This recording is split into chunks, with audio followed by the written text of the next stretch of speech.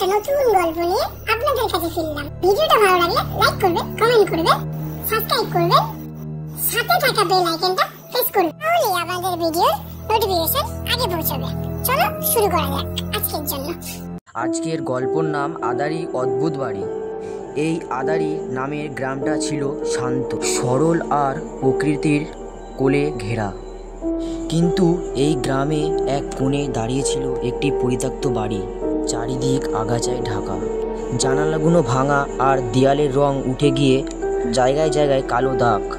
গ্রামের মানুষ দিনের বেলায় ওই বাড়ির সামনে যেতে চায় না, রাতে তো দূরের কথা। লোকেরা বলতো বহু বছর আগে এই বাড়িতে এক প্রাপ্ত ব্যবসায়ী লোক থাকতো, তার মৃত্যু হয়েছিল রহস্যময়ভাবে। তারপর থেকেই ওই বাড়ি খালি পড়ে আছে, কেউ ভিতরে ভয়ে ঢুকতে চায় না, কারণ রাত নামলেই বাড়ির ভিতরে থেকে শোনা যায় হালকা ফিসফিসানি, দরজা জানলার খড়িখাটোর শব্দ, এমনকি সবাই বলাকাও করতো ওখানে নাকি কাদার আওয়াজও শোনা যেত। এবার গ্রামে দুই যুবক রাহুল আর অপন মনে করলো এই রহস্যর ভেদ করতে হবে। ছোট থেকেই দুঃসাহী ভূতের গল্প বিশ্বাস করে না। একদিন চায়ের দোকানে গল্প করতে করতে অপূর্ণ বলল, সবই তো বানানো কথা, যদি সত্যি কিছু থাকে আজ রাতে গিয়ে দেখে আসো। রাহুল একটু থমকে গেলেও পরে রাজি হলো। সেদিন রাতে 12টার পর তারা লণ্ঠন হাতে নিয়ে বেরালো।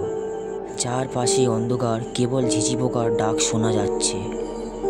বাড়ির সামনে দাঁড়াতেই বুকের ভেতর কেমন চাপা ভয় নামলো। দরজা খুলতেই কি জানি অদ্ভুত একটা শব্দ হলো, যেন বহু বছর পর দরজাটা খোলা হলো। ভেতরেই ঢুকতে তারা দেখলো ভাঙাচোরা জিনিসপত্র পড়ে আছে, দেয়ালে ঝুলে থাকা পুরনো ছবি, যেন চোখ দুটো জীবন্ত হয়ে তাদের দিকে তাকিয়ে আছে। বাতাসে স্যাঁতস্যাঁতে গন্ধ, হঠাৎ কোথা থেকে যেন ঠান্ডা হাওয়া বইতে লাগলো।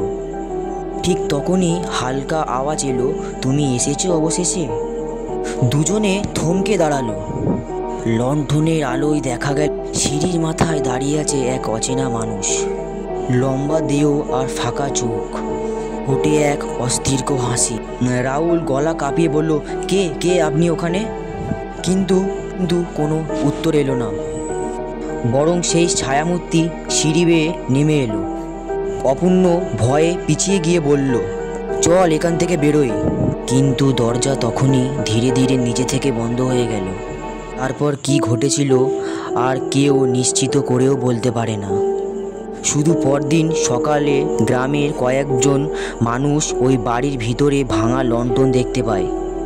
রাহুল আর অপূর্ণর কোনো আর খোঁজ মেলেনি। আজও বলা হয়, যদি কেউ আদারির ওই বাড়ির সামনে দাঁড়ায় কিন্তু ভেতর থেকে ফিসফিসানি ভেসে আসে, তুমি কি আমার জায়গায় আসবে?